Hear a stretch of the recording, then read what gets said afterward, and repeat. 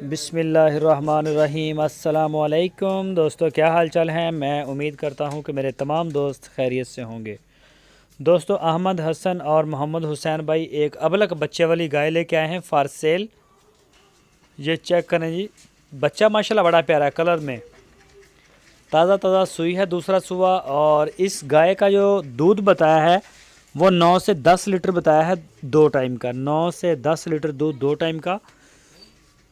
तो अहमद हसन के डेरे पे खड़ी है। लोकेशन है इसकी हरूनाबाद सिटी। ये चेक करें, बच्चा माशाल्लाह। कोई भी दोस्त ख़रीदना चाहे तो अहमद हसन के साथ रब्ता कर सकता है। इस गाय की जो डिमांड की है बच्चे समेत, वो 1,20,000 रुपये डिमांड की है उन्होंने। आपकी स्क्रीन के ऊपर अहमद हसन और उनके भाई मोहम्मद हुसैन साहब का नंबर मौजूद है।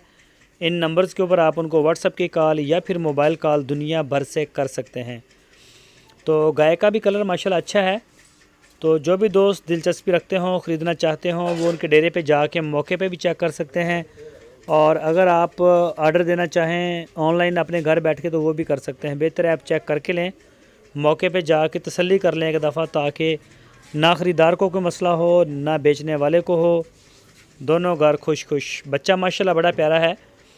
तो जो भी दोस्त अबलक में शौक़ रखते हैं वो लाजमी रब्ता करें, पाल सकते हैं इसको।